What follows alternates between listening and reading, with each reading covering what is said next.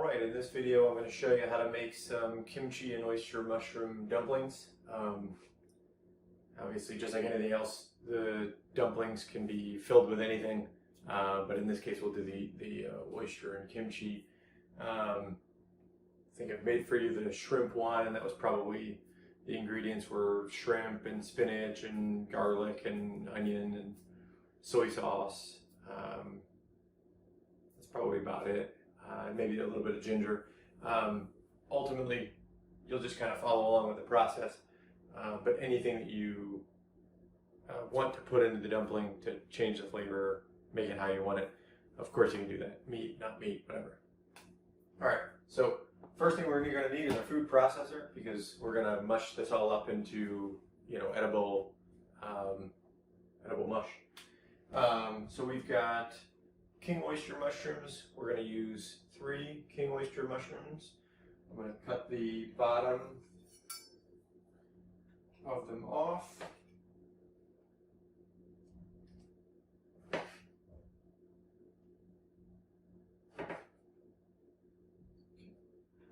then I'm just going to cube these in.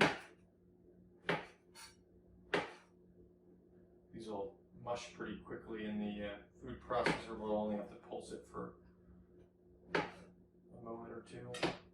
We're going to do the mushrooms separately from everything else because the greens and the garlic and all will need a little bit more time to blend, and we don't necessarily want the mushrooms to turn completely to mush. Obviously, we're going to cut them down, but if they turn into too much mush, then it turns into a paste in your dumplings, and that's not good. You want at least a little bit of texture to them.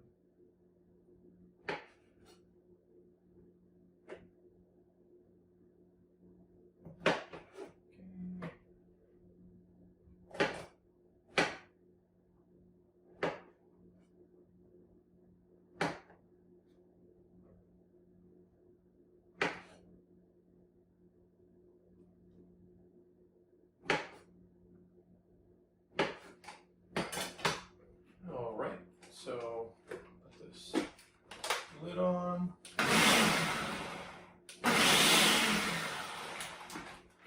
Pulse it a couple of times.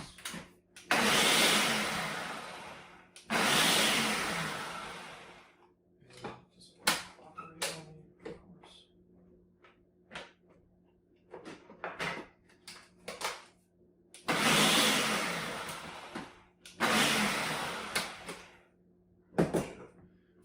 Done this in stages, but let's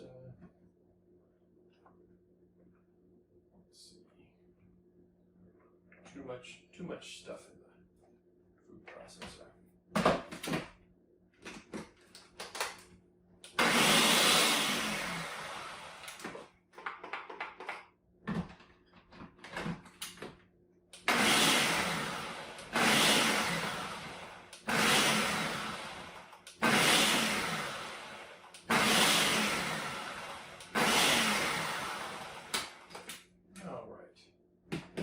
So you can see we've got some basically small chunks of the mushroom, and that's a good size. That's what we want. That way it's not too mushy, but it's you're not gonna, when you're trying to fill the dumplings, you're not gonna get caught up by trying to put something too large inside of a single dumpling, which would obviously make it very challenging. If you have any large pieces that haven't fully turned to mush, when we cut up, feel free to pull it back out. That's what I just did with a couple of pieces there.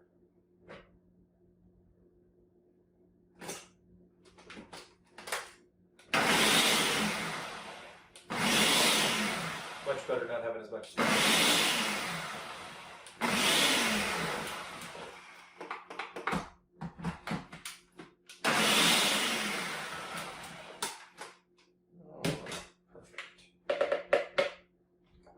Throwing this all into a bowl.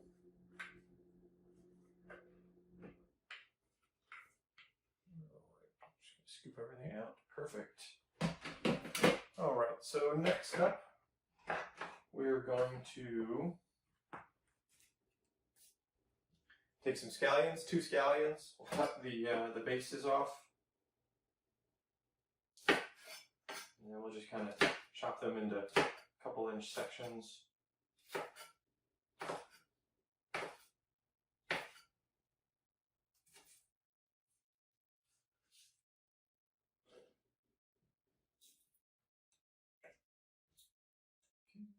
Take a single shallot. If you don't have shallot, you can use onions instead. Some leftover from the kimchi. So, okay, and then just cut that in half. We'll take 4 cloves of garlic. I'm going to cut the bases off. You're just going to have to skin them. Whoops.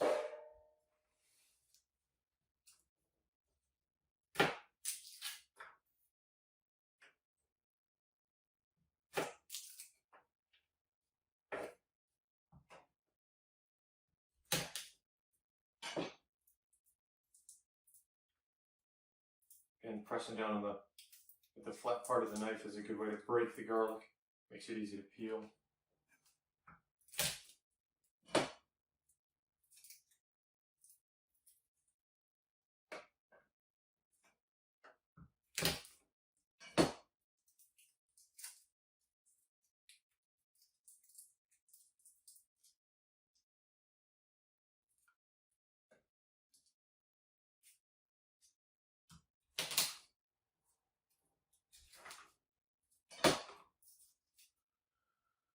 Alrighty. So then once that is complete,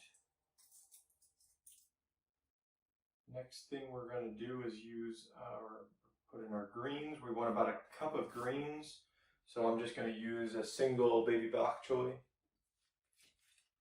Cut the base off. Just cut it into chunks.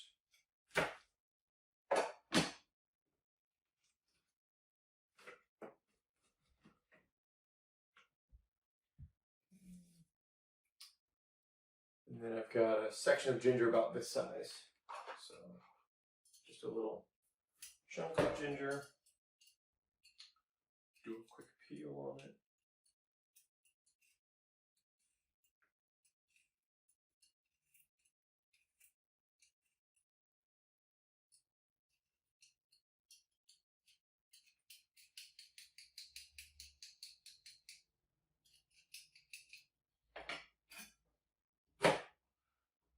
Now because ginger is so potent, I'm going to cut this down a little bit, just in case it gets lost in the food processor and doesn't chop as finely as we would want.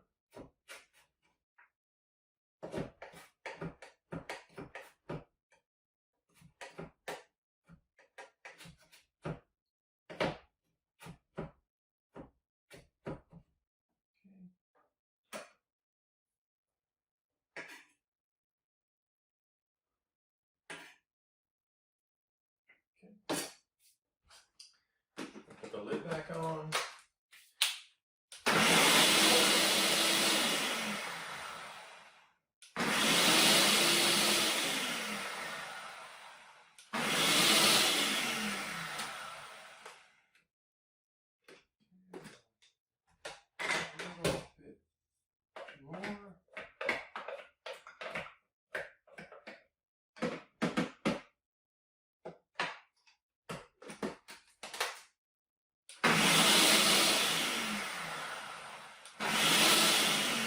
Again, we're just looking for a fine chop a little bit.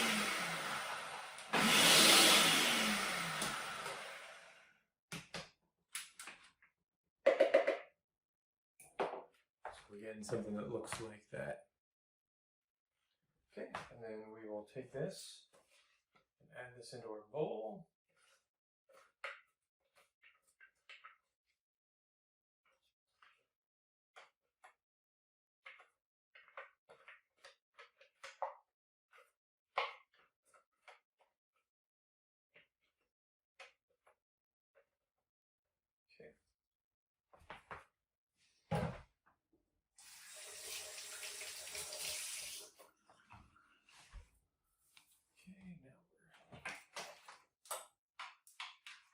our food processor, so we can move that out of the way.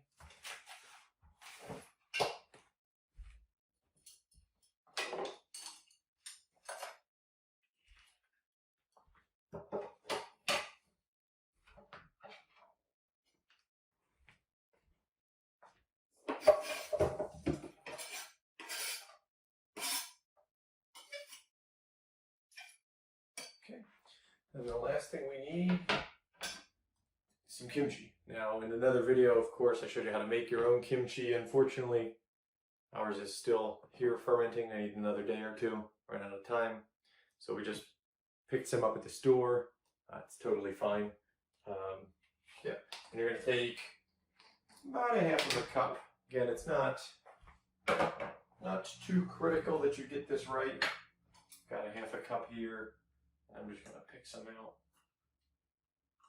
fill it up, and then some.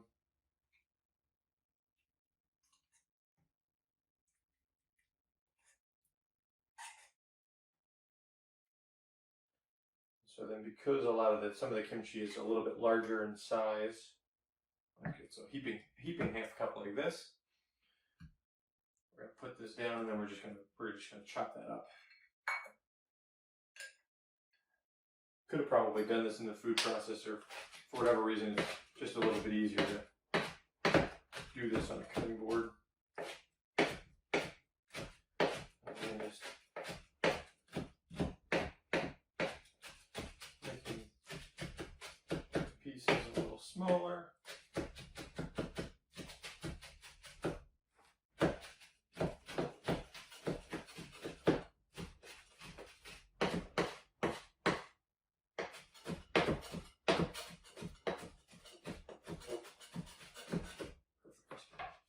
Okay, now we add that to our bowl as well.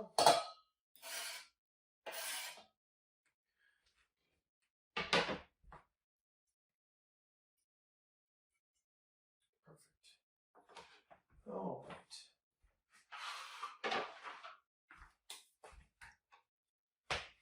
And we'll just loosely mix this.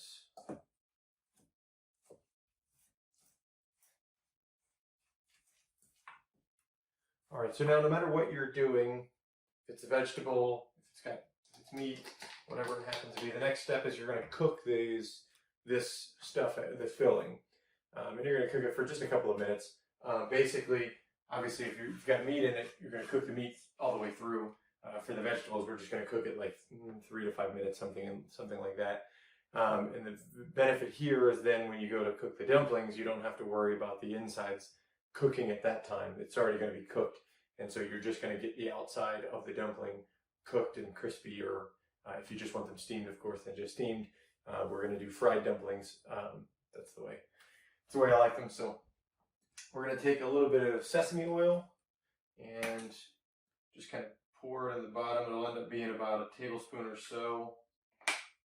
You can use olive oil if you don't have sesame oil. That's totally fine as well. Okay. And we're going to bring this up to temperature. A little bit more.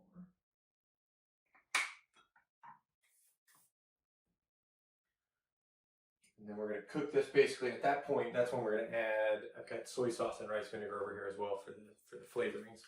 So that's when we'll add those once this gets up to temperature.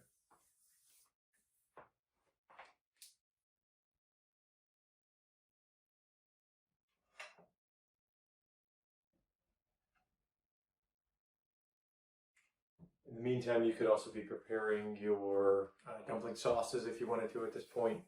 If you have specific dumpling sauce, you can use that. You can also do something simple like a soy sauce, a little bit of sesame oil, maybe a little bit of chili oil, some sesame seeds, and some scallions cut up. That's a good one. You can add a little hint of lime if you want to. If you've got some other sauces, you can add in a little bit of Hoisin sauce to give it a different flavor. Plenty of different ways to do that. We have some aged soy sauce we'll make a dumpling sauce out of, and a specific Sichuan dumpling sauce as well. So a couple of different options, but again, whatever you have, use that. Feel free to make it your own. Okay, so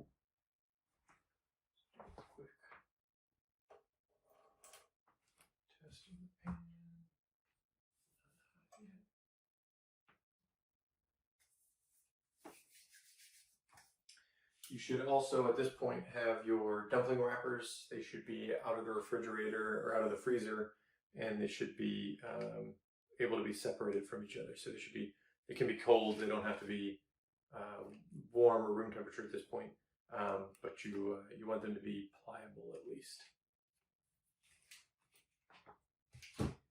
And you should also have received in your Christmas present package a dumpling press like this. So you pick the one that fits the size of the wrapper. So the wrappers are this size, so perfect. So we'll use this guy. Also, if you don't have a dumpling wrapper press little thing, I will show you how to do it by hand if you would like as well.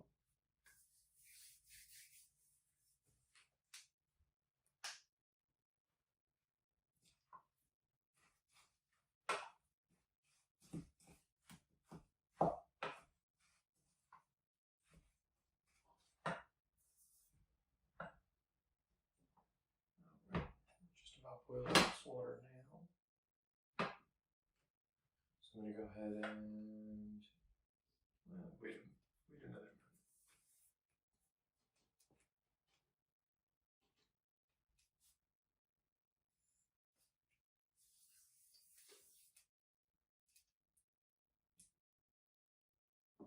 Key with this is we don't want too much liquid in the bottom of this pan. So even when we add the soy sauce and the rice vinegar, we're only going to add a little bit, about a tablespoon each, because we don't want this to be runny, obviously, because that's not going to do very well inside of the dumplings.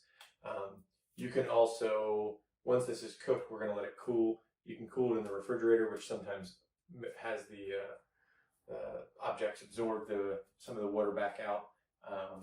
Allows it to bind a little bit better together. So it's an option, not a requirement though. Depends on, if you're in a rush, putting it in the fridge or the freezer is a good quick way of handling this. Any large chunks like this you see, you can at this point just kind of toss it. It's too late to save it.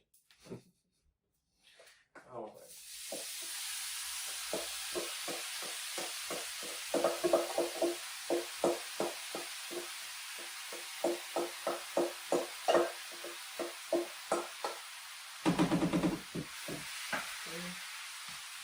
And now we start cooking.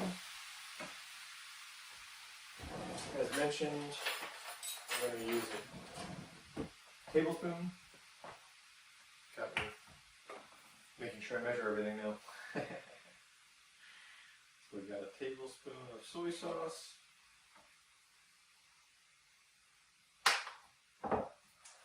And a tablespoon of rice vinegar. Okay, rice vinegar is always a good trick for flavor without sodium. If you're worried about your sodium intake, soy sauce has a lot of sodium in it.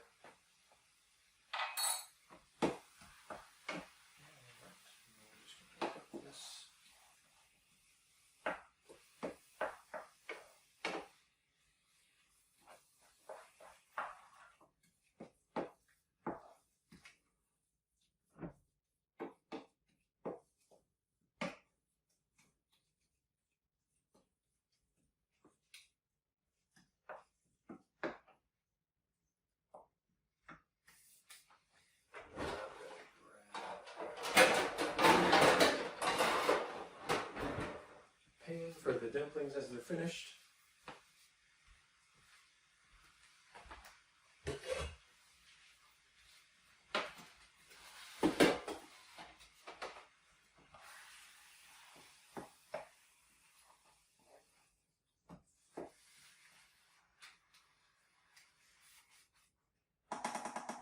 Again, at this point, remember you're cooking, if it's meat, you're cooking it all the way through, and that's about all you need to do. Same is true with this. Obviously, it's a little bit, doesn't quite matter as much because it's vegetables.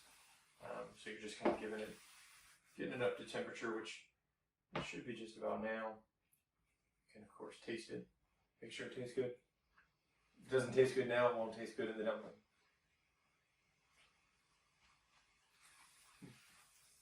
Tastes good. I am going to add a little bit of kimchi base, since this kimchi is not special, needs a little bit more kimchi flavor. So I'm just adding about a tablespoon or so of this kimchi base. However, if you've made your own kimchi in the other recipe that we covered, you probably don't need this kimchi flavor.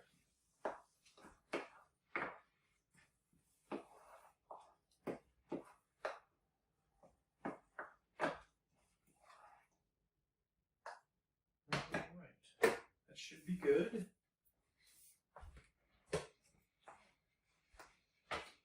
Just going to put this back into the bowl.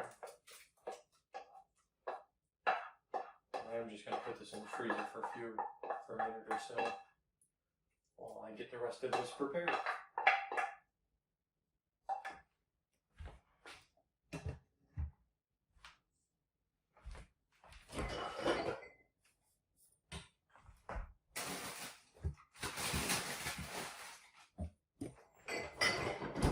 All right.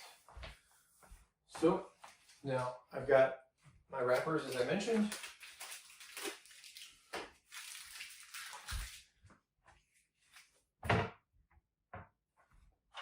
We're going to need the dumpling wrapper presser thingy-majiggy, and we'll take a little teaspoon.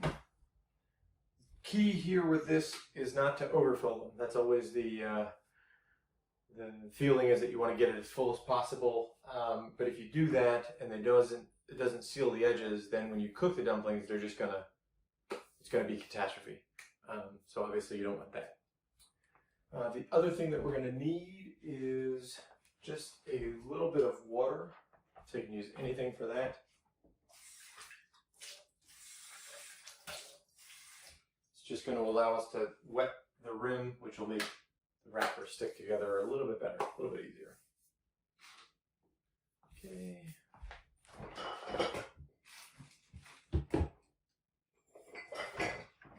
This is still hot, but that's all right.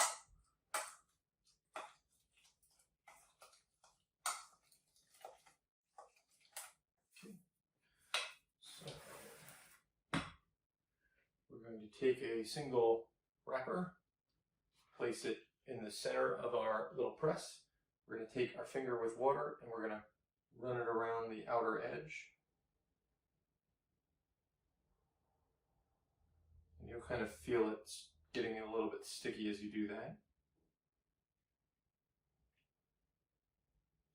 Okay.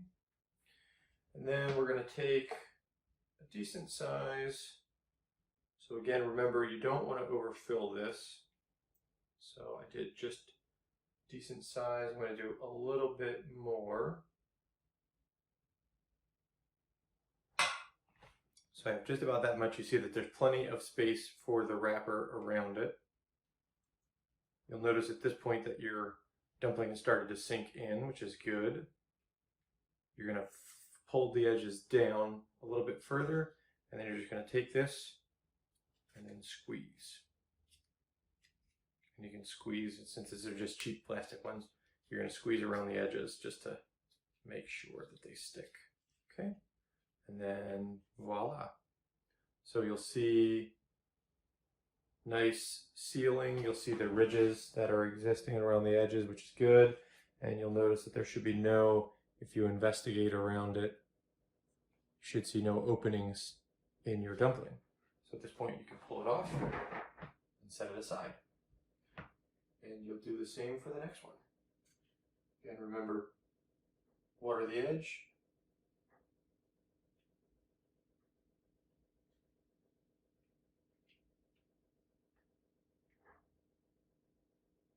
Okay.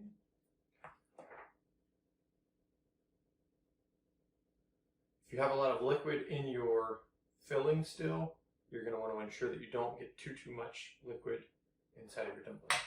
Okay, so again, about this much. Push the edges down as it sits in. This is going to be too much. See, that's what happens as you start to squeeze it. Now, what's critical is if you can catch it before you squeeze it and notice that there's going to be too much filling, that's the best time to do it, because once you start getting stuff around the outer rim, it's never going to seal properly. Okay, so squeeze that.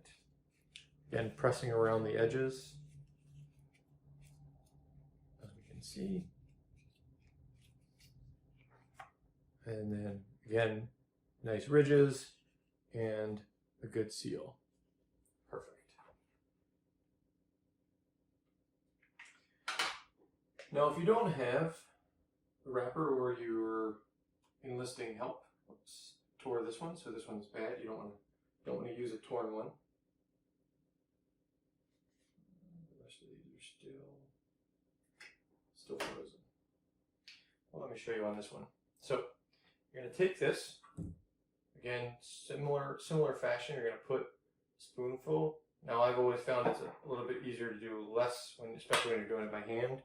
So you get a spoonful. First thing you're going to do, again, remember to run water around the edge.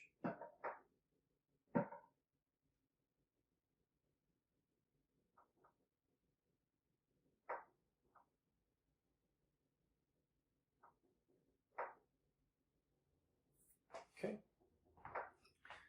And then pinch it together at the top to start. And then go to one side and pinch that. So oops, I guess I should do this on screen. So now I've started in the middle here, and I've worked my way to one side, at which point, once I have this one side sealed totally, I'm going to tilt it so that any filling that is in this side is going to slide down instead of, accidentally letting it slide out of the still open piece. And make sure you go all the way to the edge so that you don't have any openings. And again, once this happens, of course, you should then have a sealed dumpling, which we do. And then if you want to make it a little bit prettier, you can always accordion the edges, which sometimes works, sometimes doesn't. And this one has a hole in it, of course, so that doesn't really work. But then you can get something that looks more like this. Okay. And that's basically it. All right, so we'll come back in a minute when we have all these done, and then I'll show you how to cook them. All right, so now we're back. We've got our dumplings made. And what I would recommend is if you've made a large number of dumplings, because you had 25 wrappers or 50 wrappers or however many dumplings you've made, and you don't plan on eating them, I would freeze them at this point, because it'll be better and easier to cook them from a frozen state like this than it would be to cook them, freeze them, and then try to reheat or recook them. So just keep that in mind. You're now at a perfect spot where if you've made a bunch, put them in the freezer, and now you've got a quick meal the next time you want to have dumplings. All right, so what we've got now is we've got a frying pan with a lid on it, getting it up to temperature now. Make sure that you have your lid nearby, because what we're going to do is we're going to fry and steam at the same time. So I'm going to put a little bit of water in there just to make sure that see when we're getting up to temperature. We're going to want it quick. We're going to want that to fizz up really quickly.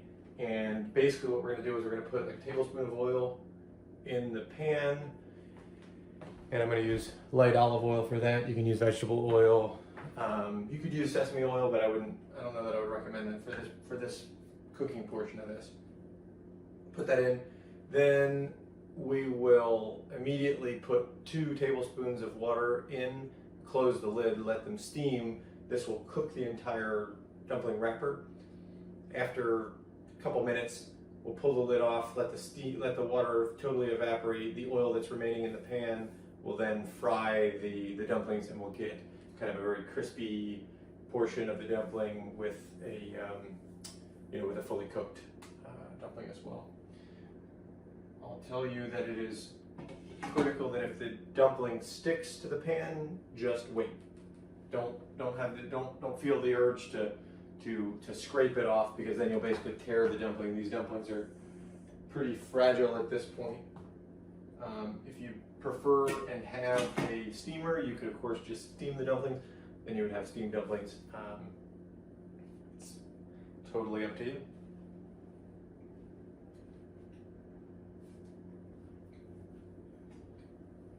Almost there.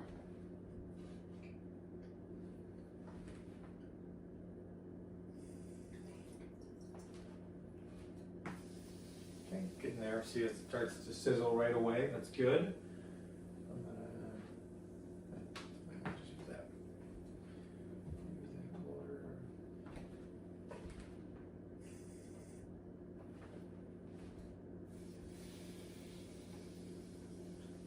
Just about there. I've got it on high. I'll turn it down a little bit, probably to like a 6 or 7 on a scale of 1 to 10. Once we add everything, once it gets up to temperature.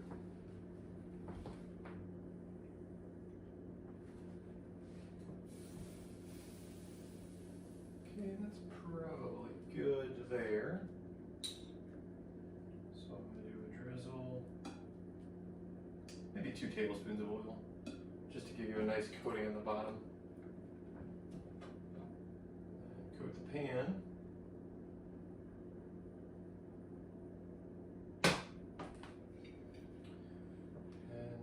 Put your dumplings in. You don't want the dumplings to be on top of each other, so make sure that you set them one next to the other.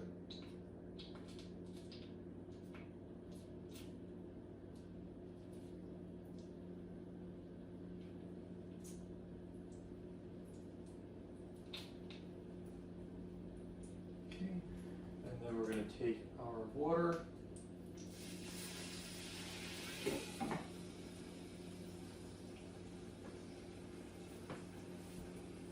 And just do it like that. Keep the lid on it. Don't touch the lid for several minutes, and let them just steam in there with it. That will ensure that your entire dumpling outer is coated. Otherwise, you'll have raw dough, and that won't be good.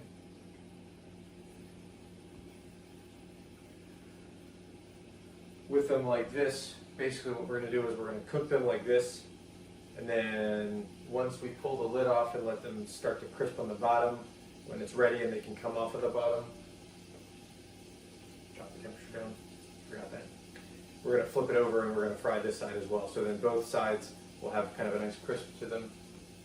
But then you can assume, obviously, this is why you need to steam them, because you want this ridge to be cooked as well. You don't want that to be raw and each side to be fried to a crisp. Sometimes I use a spatula for flipping, sometimes you gotta use tongs, sometimes I mix both. So just be prepared with either or, should you need them. So what you'll notice is after a little bit of time, you won't hear the water boiling anymore. And you'll kind of see condensation at the top, but it's not really steam. It's started to clear up. That basically means that we cooked most of the steam off.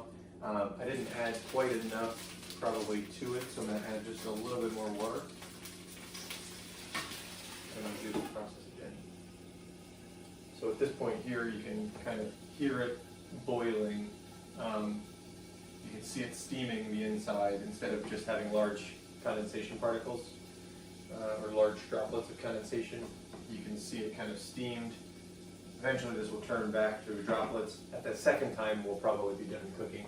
You'll also notice that the wrappers have kind of turned a translucent-ish kind of color. That means that they're cooked, as opposed to kind of the raw, this kind of yellow flour raw.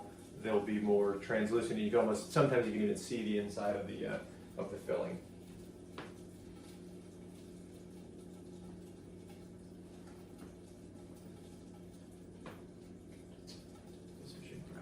Plate.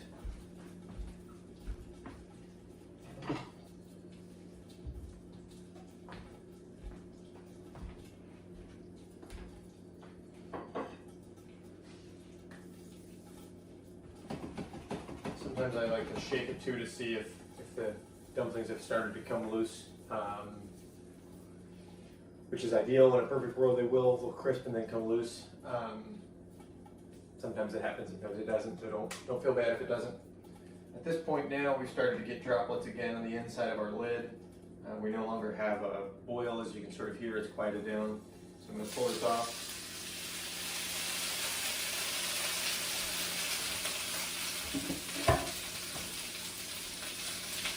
You'll see the translucent, as I'm talking about, in the edges.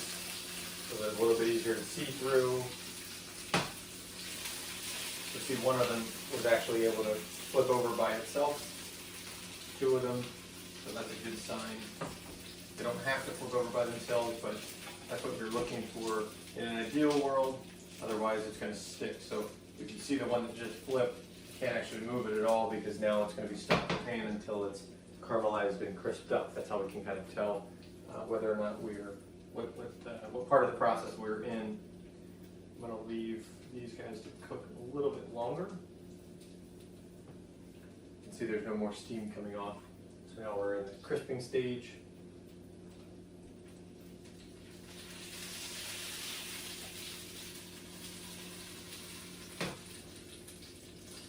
And I'm going to give it a quick test. Flip it over perfectly, nice and easy. Looks great. A nice golden color on it. Perfect. So if you fry them well enough, they should have a crisp bottom. You can come at them from like this, and they'll basically pop off. If they don't pop off immediately, leave them sit for a little bit longer, because otherwise you're just going to rip through the dumpling.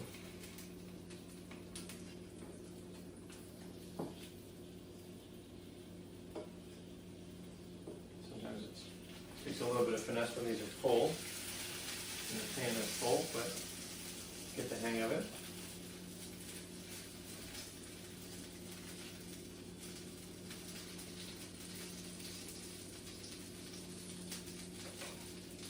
So now let me come up close and show you, right, so we have a nice browning on all of these guys, a nice crisp outer shell. I'll give a good crunch. Just let them sit here for another minute or two. Now at this point you can sort of see all of the shell is totally cooked, so it's good. We don't have to steam them anymore. Now we're just frying them, we're just crisping them up for the grand finale.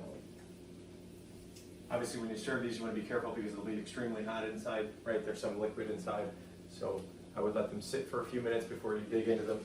It'll be tough. Do it.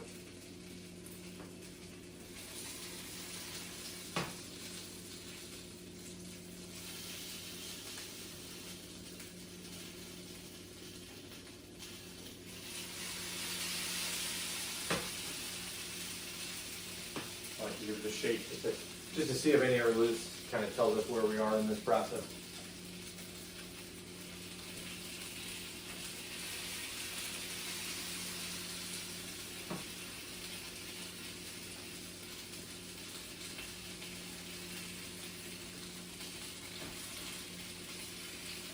A little bit longer still. So we were able to get one up, but it wasn't brown yet. It was cooked, but crispy, but it wasn't quite brown. So we're going to go for a little bit longer, get it nice and brown.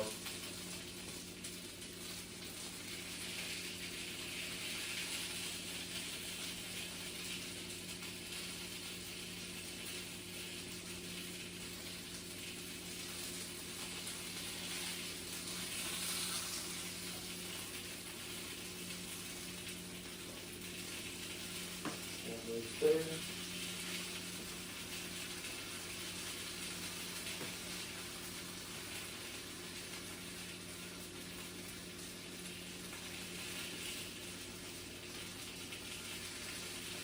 And again, remember your dumpling sauces. You can be making them now. I've already prepared mine. And again, anything you have will work. Kind of experiment with different dumpling sauces if you like. See what works and what doesn't. No wrong way to eat a dumpling.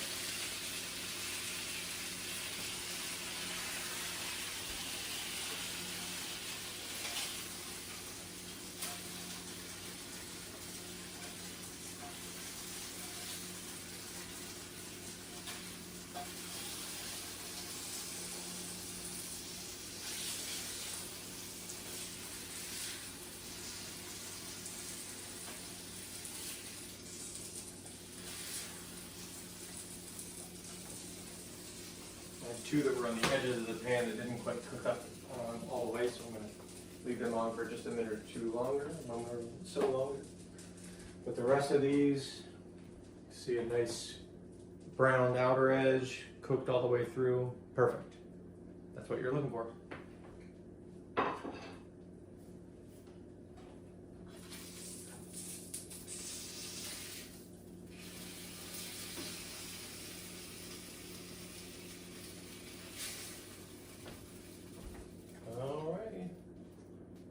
how we do kimchi and oyster mushroom dumplings.